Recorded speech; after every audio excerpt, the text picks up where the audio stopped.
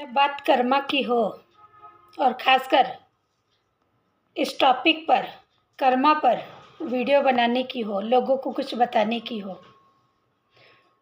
तो इस बात को तो मैं मानती हूँ कि चाहे वे ये वीडियो मैं बनाऊँ या कोई और बनाए, वो कर्मा के रूल को काफ़ी हद तक फॉलो करता होगा। तभी वो इस टॉपिक में अपने विचार रखना चाहता होगा, लोगों को कुछ सर्व करना चाहता होगा, समझाना चाहता होगा।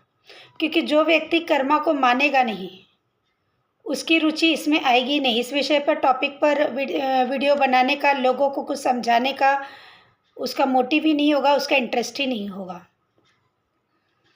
तो जो लोग भी कर्मा पे वीडियो बनाते हैं, मैं उनका आदर करती हूँ, सम्मान करती हूँ, और मैं खुद का भी सम्मान करती हूँ, क्योंकि मैंने भी ये टॉपिक चुना है। तो मुझे पता है कि मेरे कर्म कैसे रहे हैं।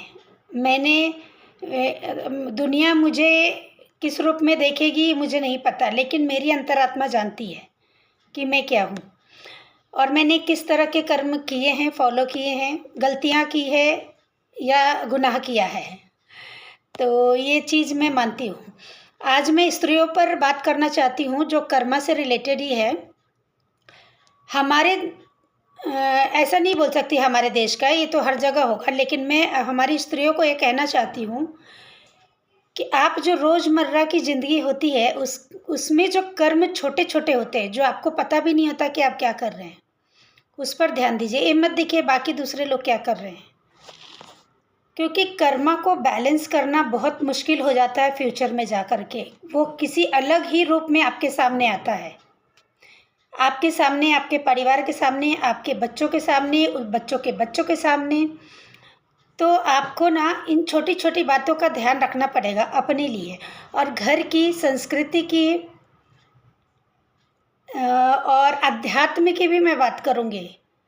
काफ़ी हद तक जिम्मेदारी महिलाओं की होती है, स्त्रियों की होती है। इस बात को समझें। स्त्री में वो शक्ति है, वो शक्ति का रूप है।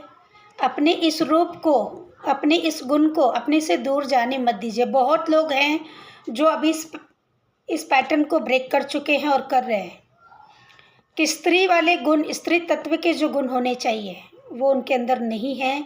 लगातार उसमें कमी आ रही है। सबसे पहले ये मत सोचिए स्त्री पुरुष का भेदभाव, बराबरी, बड़ा छोटा सब साइड कीजिए। वो नहीं है, वो उतना है नहीं जितना इसको बढ़ा दिया गया है, बना दिया गया है, इस टॉपिक पर जोर दिया गया है। इतना प्रॉब्लम है नहीं जितना इस प्रॉब्लम को लोगों के सामने अलग अलग तरीके से लाया गया है। लोगों की मेंटालिटी ऐसी बना दी गई है कि लोग इस पर मतलब सोचे कम, रिएक्ट ज़्यादा करें। तो सबसे पहले तो ये देखिए कि जो हमारी महिलाएं होती है, जो हमारी स्त्रियां होती हैं, उन्हीं छोटी छोटी बातों का ध्यान रखना है, क्योंकि उनकी वजह से परिवार डिस्टर्ब होता है, समाज डिस्टर्ब होता है।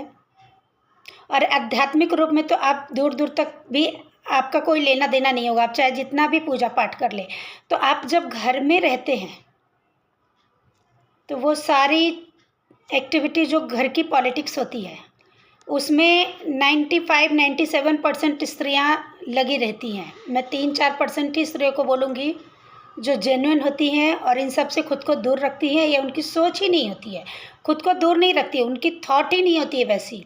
तो जो इसमें इन्वॉल्व होती हैं, जो एक दूसरे को परेशान करना, घर के षड्यंत्रों में शामिल होना और षड्यंत्र बनाना, परेशान करना, ये खुद इस पर विचार कीजिए कि आप जो ये कर्म कर रहे हैं, आप आज जीत रहे हो सकता है, लेकिन आपकी आगे की पीढ़ी इस चीज़ को बहुत बुरी तरह फेस करने वाली है। आप ही कर लेंगे, हो सकता है आप ही कर ले, लेकिन अगर आप नहीं कर पाए, हो सकता है आपने पूर्व जन्म में कुछ अच्छे ऐसे कर्म किए होंगे जिसकी वजह से आप बच जाए काफ़ी समय तक अपने कर्मों को भोगने से। लेकिन आपकी जनरेशन नहीं, आप जो कर रहे हैं ना, जो भी आप कर रहे हैं ना, बिल्कुल आप सोचिए कि जो आपके बच्चे हैं उनके साथ कोई करने वाला है, उससे बहुत बुरी तरह से मतलब बहुत ज़्यादा बुरी तरीके से उसके सामने वो चीज़ें आने वाली है। उस समय शायद आप ये सब करना छोड़ दें, शायद आपकी सोच बदल जाए, विचार बदल जाए, लेकिन कर्मा नहीं, आपके थॉट चेंज होने से कर्मा को अपना थॉट चेंज नहीं करने वाला है। आज स्त्रियां घर के मामले में या ऑफिस के मामले में, बिजनेस के मामले में, हर जगह अपनी वो मंत्रा वाली बुद्धि, शूर्पणखा वाली बुद्धि का प्रयोग कर रही है। एक समय था जब पुरुष बहुत परेशान करते थे, लेकिन अभी मैं एक स्त्री होकर कह रही हूँ कि स्त्रियाँ इस अपनी स्त्री होने का फ़ायदा उठा रही है। माता पिता भी इसमें उनका बहुत साथ देते हैं, और ये अक्सर होता है कि जिसके माता पिता जैसे बुद्धि के होंगे उनके बच्चे वैसे ही होंगे। 80% ऐसा होता है, 20% ऐसा होता है कि कुछ अलग ही निकल जाते हैं। तो माता पिता को मैं क्या बोलूँ, उनको मैं कुछ नहीं समझा सकती। मेरा उनको कहने के लिए शब्द फ़िलहाल नहीं है, आगे मैं ज़रूर बोलूँगी। लेकिन फ़िलहाल मैं उन स्त्रियों को कहना चाहती हूँ, उन महिलाओं को कहना चाहती हूँ कि ये जो कर्म करते हैं कोई नहीं जानता, आप जानते हैं कि आप क्या कर रहे हो। उस पर सोचें और विचार करें। बहुत तरह के झूठ, छल कपट में बहुत सारी स्त्रियां अपनी स्त्री होने का कवच पहनकर इन चीज़ों का प्रयोग कर रही है, और जब वो उनका सामना कभी होता है अपनी सच्चाई से, लोगों के सामने वो बेनकाब होती हैं, तो स्त्री होने का कवच पहन लेती है और ड्रामे करती है, या फिर चाहे जो कहिए। और ऐसी स्त्रियों की वजह से जो वाकई पीड़ित होती है उस पर भी कोई भरोसा नहीं करता है। स्त्रियां अपना सम्मान लगातार खोती जा रही है, अपने व्यवहार की वजह से, अपने आचरण की वजह से, अपने रहन सहन पहनावे की वजह से। आप शक्ति हैं, दुर्गा हैं, पार्वती का रूप है। देखिए, अपने आप को देखिए, आप कहाँ आपको होना चाहिए और आप खुद को कहाँ लेकर जा रहे हैं। मत सुनिए किसी की। मैं तो ये भी कहती हूँ, अगर आपके माता पिता भी अगर आपको ऐसी सीख देते हैं तो मत सुनिए, क्योंकि जो फेस करेंगे वो आप करेंगे, आपके माता पिता नहीं करेंगे। वो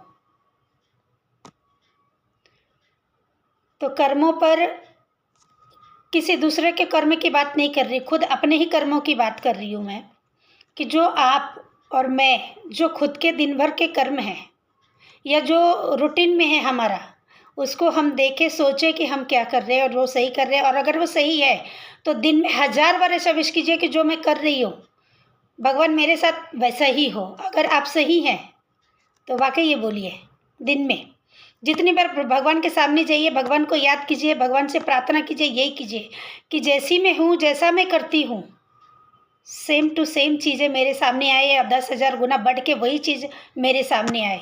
तब आपको समझ में आएगा कि आप क्या करते हो।